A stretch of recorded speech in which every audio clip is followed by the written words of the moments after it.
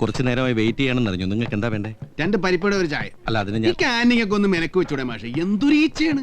2-3 ഉണക്കയും പുറത്ത് വെച്ചാ പോരാ. ഈ ഈച്ച കംപ്ലീറ്റ് അങ്ങോട്ട് പോകൂലേ മാഷേ? ഞാൻ ക്യാൻറ്റീൻ നടത്തുന്ന ആളല്ല, മേപ്പത്തൂർ തിരുമേനിയുടെ മാനേജരാ. ബോധം വീടാ മാഷെ? ബോധക്കേടൊന്നുമില്ല, മരുന്നിന്റെ സെഡേഷൻ കൊണ്ടുള്ള മയക്കോ.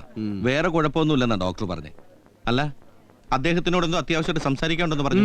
നിങ്ങൾ വെയിറ്റ് ചെയ്യണമെന്നില്ല, എന്താന്ന് വെച്ചാൽ എന്നോട് പറഞ്ഞാൽ മതി. അയ്യോ, അത് നേരിട്ട് പറയാനുള്ള കാര്യമാണ് മാഷെ. നേരിട്ട് പറഞ്ഞില്ലെങ്കിൽ പിന്നെ തിരിച്ച് നാട്ടിൽ ചെന്നാ അമ്മ വീട്ടിൽ കയറ്റിയല്ലേ? പള്ളിയങ്ങാടിയിലെ ഏത് വീട്ടുകാരായിട്ട് വരും? അങ്ങനെ വീട്ടുകാരൊന്നും വന്നിട്ടില്ല, ഞങ്ങൾ 2 പേര് മാത്രമേ ഉള്ളൂ. അതല്ല, വീട്ടുപേരെന്താ ചോദിച്ചത്? അയ്യേ, കുരിശ് വീടെന്ന് കേട്ടിട്ടില്ലേ? പണ്ട് കുരിശൂത്തം പൊട്ടി പുറപ്പെട്ടു തന്നെ അവിടുന്നല്ലേ.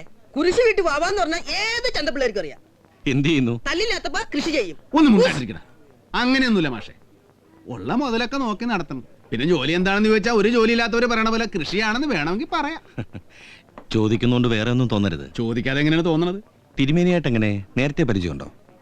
അങ്ങനെ നേരത്തെ പരിചയമൊന്നുമില്ല മാഷെ. പിന്നെ പറഞ്ഞു വരുമ്പോ ഈ തിരുമേനി വകേലന്റെ അച്ഛനായിട്ട് വരും. മേപ്പത്തൂർ നമ്പൂതിരിയുടെ ഏക അന്തടിയായി നിൽക്കുന്നത്. അച്ഛനെ കണ്ട് ചില കാര്യങ്ങൾ സംസാരിക്കാൻ വേണ്ടിയാണ് ഞങ്ങൾ ഹോട്ടലിൽ റൂം എടുത്തുകൊണ്ട് താമസിക്കുന്നത് അല്ലേ? ക്ഷമിക്കണം, ആളെ എനിക്ക് മനസ്സിലായില്ല കേട്ടോ. അച്ഛൻ കൊമ്പത്തും അമ്മ വരമ്പത്തും ബാവ പെരുവഴിയിലും ആയതുകൊണ്ട് ആർക്കും അങ്ങനെ മനസ്സിലാകില്ല മാഷെ. ദേ നമ്മുടെ കുടങ്കമ്പളത്തി തന്നെ. എന്തായി, ബോധം വീണോ? ഇല്ല, ഗായത്രി കുഞ്ഞ് അന്വേഷിച്ചായിരുന്നു. പണിക്കരേട്ടാ, ഇവര് താമസിക്കുന്ന ഹോട്ടലിന് റൂം വെക്കേറ്റ് ചെയ്തിട്ട് നമ്മുടെ ഗസ്റ്റ് ഹൗസിലേക്ക് ഉണ്ടാക്കണം. തൽക്കാലം നിങ്ങൾ അവിടെ റെസ്റ്റ് എടുത്തോളൂ. കുറച്ച് കഴിയുമ്പോൾ അദ്ദേഹത്തെ റൂമിലേക്ക് മാറ്റും. അപ്പൊ ഞാൻ വന്ന് നിങ്ങളെ കൂട്ടിക്കൊണ്ട് പോകാം. എന്താ പോരെ? എന്നാ പിന്നെ ഞാനങ്ങോട്ട്. വാ, നമുക്ക് അങ്ങോട്ട് പോവാം. തീർച്ചയായും.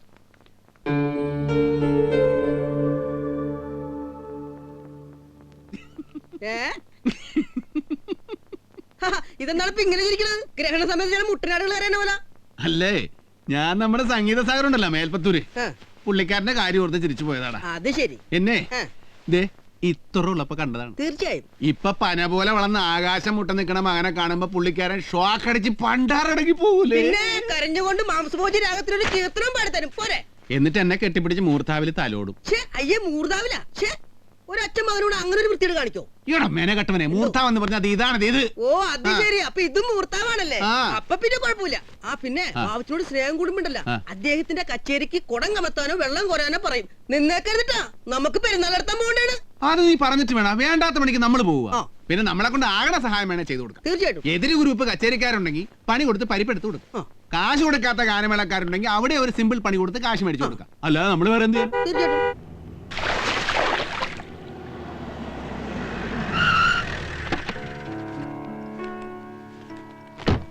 ഇവിടുത്തെ സൗകര്യങ്ങളൊക്കെ കുഴപ്പമില്ലല്ലോ. നല്ല താമസ സൗകര്യം. ഒരു സോഡ വെച്ചിട്ട് 1.5 മണിക്കൂർ താമസം കിട്ടിയത്. ഒന്നും മിണ്ടായിരിടാ. അച്ഛന്റെ കാര്യം എന്തേ? നിങ്ങൾ പോകുന്നതിന് പിന്നാലെ റൂമിലേക്ക് മാറ്റി. പെട്ടെന്നുണ്ടായ ഷോക്കിന്റെ മയക്കം മാത്രമായിരുന്നു. ഡീറ്റെയിൽ ആയിട്ടുള്ള ചെക്കപ്പ് എല്ലാം കഴിഞ്ഞു. ദൈവാധീനം കൊണ്ട് വേറെ കുഴപ്പമൊന്നുമില്ല.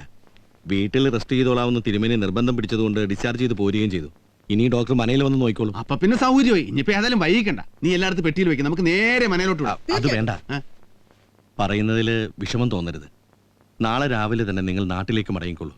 നിങ്ങളെ കാണാൻ തിരുമേനിക്ക് താല്പര്യമില്ലെന്നാ പറഞ്ഞത്.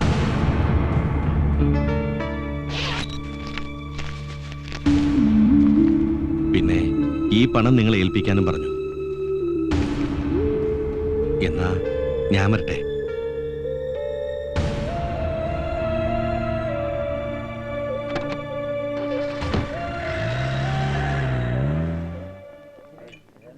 വാവച്ച് വിഷമിക്കണ്ട. വക്കീലമ്മയെ ഡൈവോഴ്സ് ചെയ്ത പോലെ അച്ഛൻ മകനെയും ഡൈവോഴ്സ് ചെയ്ത് കാണും. അതേന്നെ, ഒരു ഡൈവോഴ്സ് മകനെ സ്വീകരിക്കാൻ ഏത് അച്ഛനും ഒരു ബുദ്ധിമുട്ടുണ്ടാവും വാവച്ചി. സ്വന്തം മകനെ കാണാൻ പോലും കൂട്ടാക്കാത്ത അച്ഛനെ കണ്ട് അനുവാദം മേടിക്കാമെന്നാ ഞാനടാ കിഴങ്ങൻ. തീർച്ചയായിട്ടും. ആരുടെ അനുവാദം മേടിക്കാതെ മാമോദിസ മുങ്ങി പള്ളിപ്പെരുന്നാൾ നടത്താൻ പറ്റുമെന്ന് ഞാനൊന്ന് നോക്കട്ടെ. അത് കറക്റ്റ്. എന്നാലും ആ മേൽപ്പത്തൂര് നമ്മളെ വെറും പിച്ചക്കാരാക്കി കളഞ്ഞല്ലടാ. അങ്ങേക്ക് വയസ്സായി സീസി അടഞ്ഞ് തീരാറായി നിൽക്കുകയാണ്. സ്വന്തം മകനെ കണ്ടൊരു നല്ല വാക്ക് പറഞ്ഞ അയാൾക്കടെ വായിരിക്കണം സരികമ തെറിച്ചു പോവുക. എനിക്ക് ഓർത്തിട്ട് സഹിക്കാൻ പറ്റില്ലടാ. എന്നാ പിന്നെ ഒരു ബോട്ടിലും കൂടെ പറ. അയ്യോ, അതല്ല, പിന്നെ നമ്മളെ പിച്ചക്കാരാക്കിയ സംഭവം കഴിഞ്ഞു. ഇനി പട്ടികടി കൊള്ളേക്കുമ്പോ നമുക്കിടുന്ന് പോകാം. നമുക്കിന്ന് രാത്രി തന്നെ പോകാം. അതിനുമ്പ് നീ എനിക്കൊരു 5 മിനിറ്റ് ടൈം തരണം. തീർച്ചയായിട്ടും. നീ ഒരെണ്ണം ഓർഡർ ചെയ്തേ ഇവിടെ ഇരുന്ന് കീച്ചിക്കും. ഇതെന്റെ അരിക്കും. അല്ല, ആവശ്യത്തോടെ പോകണം. മുള്ളാമണാണ്. അല്ല, എനിക്ക് ആ മേൽപ്പത്തിന്റെ മുമ്പിൽ ചെന്ന് മാർക്കറ്റിനകത്തിൽ ഒരു 2 കീർത്തനം കാച്ചണം. അത് കൊള്ളാം. മദ്യപിച്ച് കാരണം നമുക്ക് മദ്യമത്തിൽ തന്നെ അങ്ങോട്ട് നടക്കാം. അയ്യോ, അപ്പൊ പിന്നെ പക്കാമേളത്തിന് എന്ത് ചെയ്യും? അവിടെ സെക്യൂരിറ്റിക്കാരനല്ലപ്പാ. എന്നാ പിന്നെ പെട്ടെന്ന് പോയിട്ട് വാ. ചേട്ടാ, ഇവിടെ ഒരു പൈന്റ് കൂടി.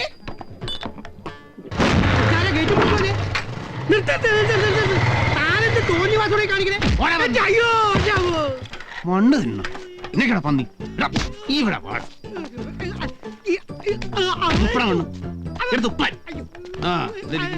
പക്കാമേളക്കാരാണെങ്കിൽ ഇതുപോലെ ഇവിടെ അടങ്ങി ഒതുങ്ങി ഇരുന്നോണം.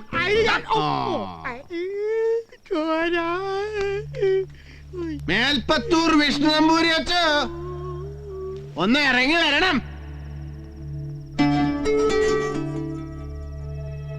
പള്ളിയങ്ങാടിന്ന് ഈ പാവപ്പെട്ടവൻ ആ മുഖതാവിൽ ഒരു കാര്യം പറയാൻ വേണ്ടി പാടുപെട്ട് നടക്കാൻ തുടങ്ങിയിട്ട് കുറെ ദിവസമായി. ആരവിടെ? ലോറി കയറി പണ്ടാരടങ്ങാൻ പോയപ്പോ വാരിക്കൂരി ആശുപത്രി ഇട്ടതിന് നന്ദിയൊന്നും വേണ്ട, നോ താങ്ക്സ്. പോട്ടെ, അതൊരു പുണ്യ പ്രവൃത്തി. അമ്മേ, ചായ ചായ.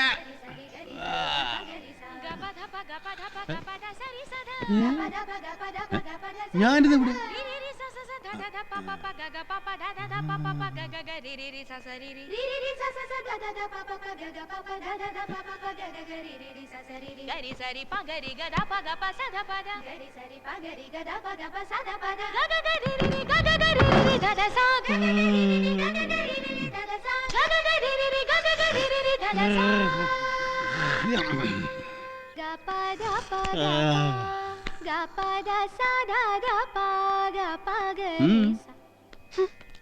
ഇന്നിത്രേ മതി, കുട്ടികൾ പോയിക്കോളൂ.